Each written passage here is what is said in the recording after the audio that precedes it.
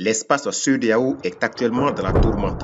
Récemment, le 6 juillet 2024, les 3 pays de l'Alliance des États du Sahel ont définitivement acté leur sortie de la CEDEAO en procédant à la création de la Confédération des États de l'Alliance du Sahel. Désormais, 3 scénarios de sortie de crise se présentent à la CEDEAO et à l'AES. L'avenir de la sous-région est en jeu.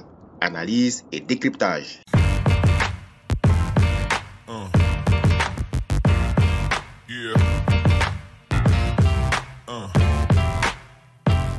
Le samedi 16 septembre 2023, le Mali, le Burkina Faso et le Niger, 3 pays de la CEDEAO, signent la charte de l'Iptako-Gourma et créent ainsi l'Alliance des États du Sahel. Dans la dynamique de leur autonomisation, ces 3 pays membres de la CEDEAO annoncent le 28 janvier 2024 leur retrait de la CEDEAO, une organisation jugée inféodée et instrumentalisée par la France, une organisation qui s'est largement écartée de la vision et de la mission des pères fondateurs.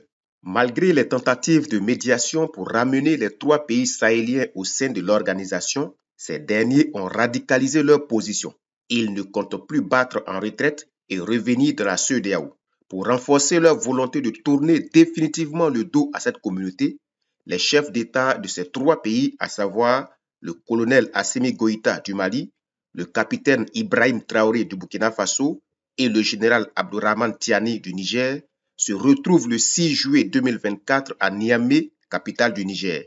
Bénéficiant d'un soutien populaire immense, ils officialisent leur départ de la CEDEAO en procédant à la création de la Confédération de l'Alliance des États du Sahel. Cette dernière initiative porte très sérieusement un coup de massue à la CEDEAO qui se retrouve aujourd'hui très affaiblie dans sa mission et ses objectifs. Qu'est-ce qui va se passer maintenant?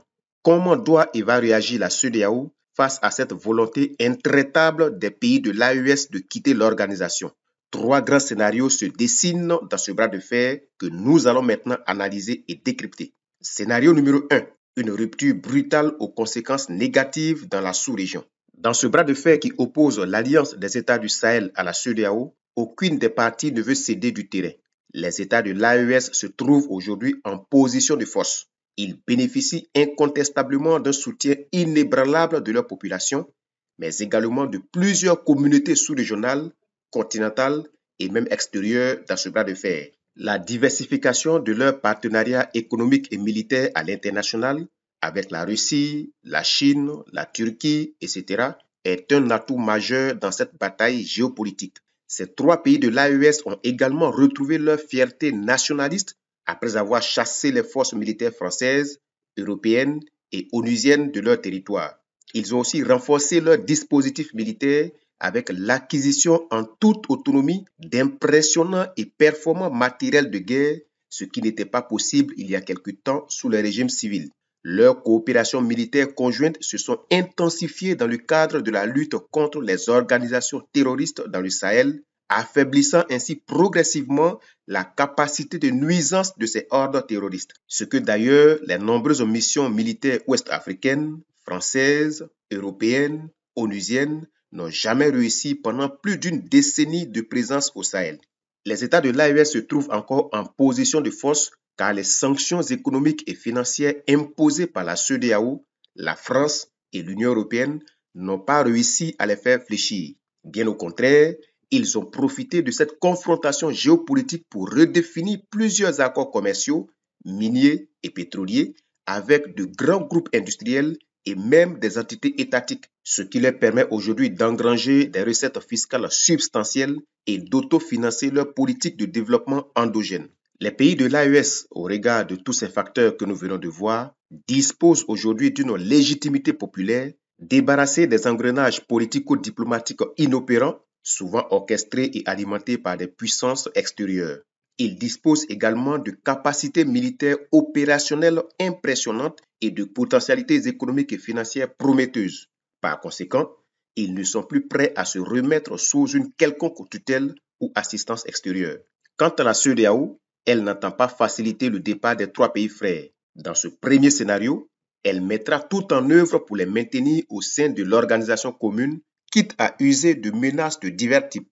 Si la date prévue pour la sortie est atteinte, selon les textes de la CEDEAO, Chaque partie mettra tout en œuvre pour démontrer que l'autre partie a eu tort. La CEDEAO mettra fin à plusieurs mécanismes de coopération avec les 3 pays sahéliens et imposera des restrictions dans la circulation des biens et des personnes et dans les flux financiers. Déjà le 7 juillet 2024, au dernier sommet de la CEDEAO, alors que la veille, les 3 dirigeants de l'AES confirmaient la sortie de la CEDEAO par la création de la Confédération de l'Alliance des États du Sahel, le président de la commission de la CEDEAO annonçait des conséquences et impacts négatifs de cette sortie sur les États de l'AES. Ce premier scénario ne sera profitable à aucune des parties puisque chaque groupe va camper sur sa position. La CEDEAO tentera de tout mettre en œuvre pour faire regretter les 3 pays de l'AES d'être sortis de l'organisation. Ces derniers useront aussi de représailles aux impacts négatifs contre les 12 autres pays dans divers domaines de coopération. Et cette escalade va fortement perturber les politiques de développement endogènes de l'ensemble des États ouest-africains. Il ne faut pas oublier qu'il y a une très forte interdépendance entre les 15 États membres de l'Afrique de l'Ouest sur les questions sécuritaires, énergétiques, commerciales, alimentaires, infrastructurelles, etc. La radicalisation des positions dans ce premier scénario ne sera profitable à aucun des 2 blocs, mais plutôt préjudiciable à l'ensemble de l'Afrique de l'Ouest et ses populations. Scénario numéro 2. Les 3 pays de l'AES restent dans la CEDEAO. Dans ce deuxième scénario, les négociations et les politiques de médiation finissent par convaincre les 3 pays de l'AES de rester dans la CEDEAO. Rappelons qu'à son dernier sommet tenu à Abuja au Nigeria le 7 juillet 2024, les chefs d'État et de gouvernement de la CEDEAO ont désigné les présidents Bassirou Diomaye Faye du Sénégal et Faure Gnassingbé du Togo comme facilitateurs de la CEDEAO dans les discussions de la communauté avec l'AES. En l'état actuel des choses, il faut souligner que les menaces, sanctions et pressions ne pourront pas ramener les 3 pays de l'AES dans la CEDEAO.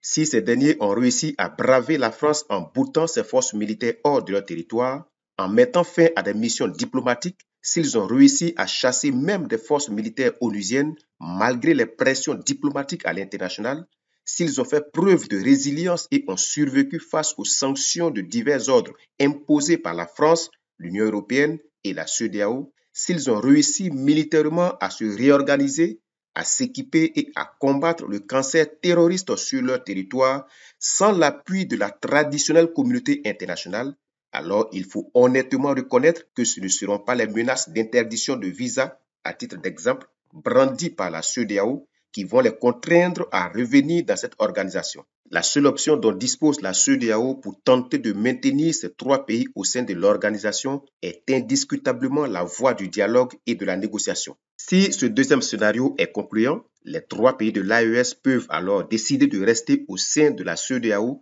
tout en gardant leur alliance.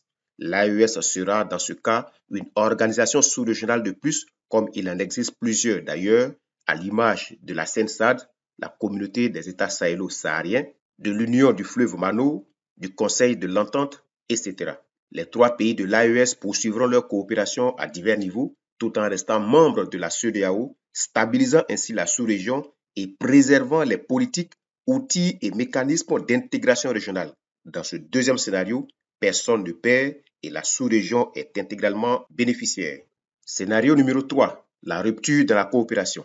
Dans ce troisième scénario, les pays de l'AES maintiennent leur volonté de quitter la CEDEAO. Les 12 États membres de cette organisation prennent acte de cette douloureuse décision. Plutôt que de s'engager dans une dynamique de force et de menaces pour contraindre les États de l'AES à revenir au sein de l'organisation, la CEDEAO analyse raisonnablement la situation et en tire les conséquences.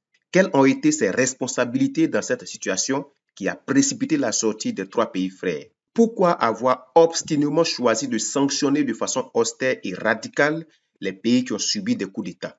Pourquoi avoir menacé d'intervenir militairement au Niger sous prétexte de s'opposer à la prolifération des coups d'État dans la sous-région? Qu'a fait la CEDEAO quand ces 3 pays étaient confrontés aux barbaries terroristes pendant des années?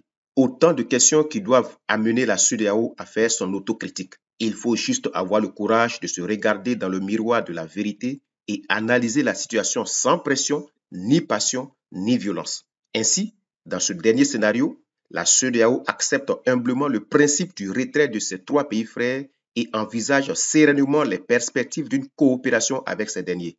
on peut se séparer à l'amiable sans tension. Pour l'histoire, la Mauritanie en 2000 a décidé de quitter la CEDEAO pour se consacrer au développement de l'Union du Maghreb arabe. Cela n'a pas empêché ce pays de conserver des relations fraternelles et fructueuses avec les États membres de la CEDEAO. Dans la mesure où le principe de quitter la CEDEAO est une option inscrite dans ses propres textes, alors il faut accepter que celui qui veut en user peut en user. Un autre exemple, le 31 janvier 2020, le Royaume-Uni sort de l'Union européenne après 47 ans de vie commune avec les autres États européens. Plutôt que de bander les muscles et de chercher à contraindre par la force les Anglais à revenir au sein de l'Union européenne, les autres pays ont pris acte et entamé des négociations pour réviser les traités et accords de coopération avec le Royaume-Uni. Ils se sont séparés à l'amiable, sans violence ni pression. Aujourd'hui, chaque groupe expérimente sa propre réalité et assume les conséquences de ses choix. Ce dernier scénario est aussi possible dans notre espace. On peut être en désaccord sans toutefois se combattre. N'oublions pas que le continent africain en général et notre sous-région ouest africaine en particulier sont l'objet d'intenses convoitises de la part de grandes puissances extérieures. Ces dernières ne tarderont pas à opposer et à fragiliser tous les pays ouest africains pour mieux servir leurs propres intérêts. Il faut donc éviter l'extrémisme, la radicalisation violente. Analysons tous de façon intellectuelle et sereine les options et les perspectives de sortie de crise pour une sous-région gagnante et prospère. Et selon vous, lequel de ces trois scénarios vous semble le plus pertinent à l'avantage de la sous-région? Existe-t-il de votre point de vue d'autres scénarios pour cette sortie de crise? Vos commentaires nous intéressent. Merci de votre aimable attention et à très bientôt pour l'analyse d'autres questions stratégiques de notre sous-région.